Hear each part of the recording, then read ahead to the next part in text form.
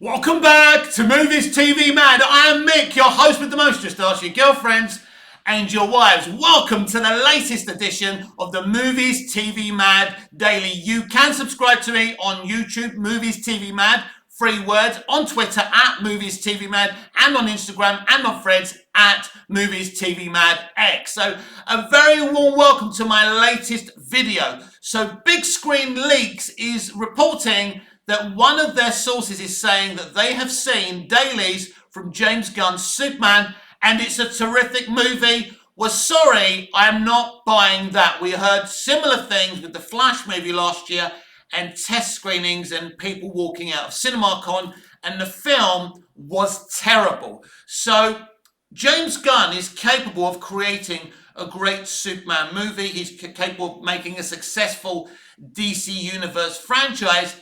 He's also capable of failing and messing it up. I'm not Nostradamus. I don't know what's going to happen, and neither are you.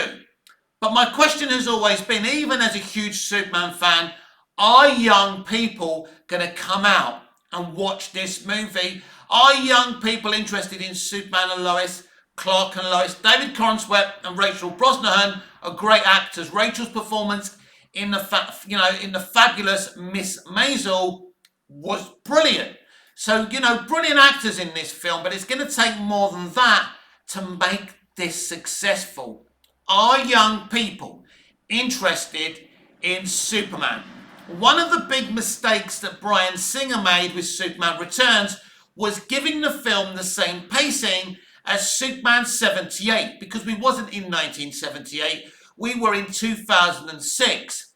If James Gunn makes the same mistake, his Superman film could also fail. One of the genius moves that David S. Goyer, Christopher Nolan, and Zack Snyder especially did with Man of Steel, it had a fast pacing. It had lots of action. It moved at 100 miles per hour. That really helped the film reach nearly $700 million.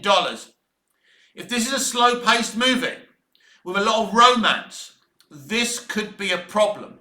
Because, as I say, we're not in 1978. People want to see fast-paced superhero movies. Whether some of us like where we are with that, this is where we are.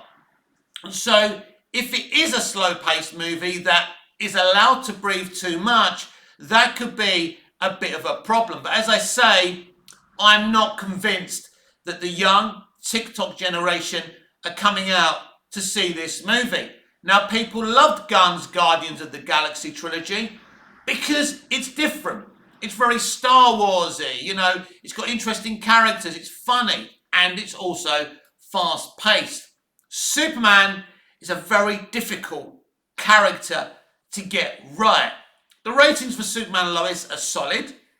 Everyone's happy with those ratings, but they're not super duper ratings, right? So it's going to be interesting if Superman can be relatable to a jaded 2025 audience. Would people rather go and see Jurassic World? Not that they're all being released on the same day, but you know what I mean.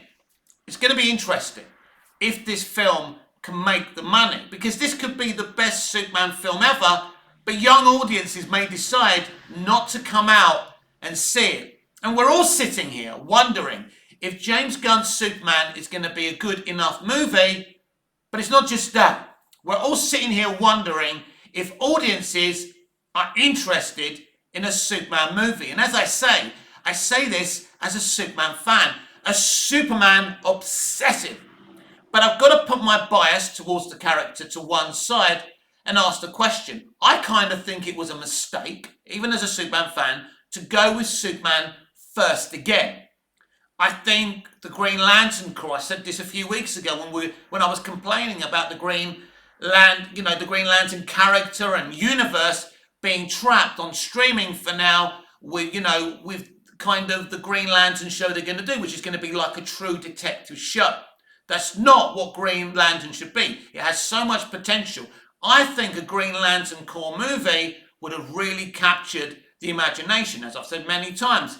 It's Star Wars in the DC universe. It's a universe within a universe, and I'm just wondering if it was the right decision to go with Superman to launch DC Universe.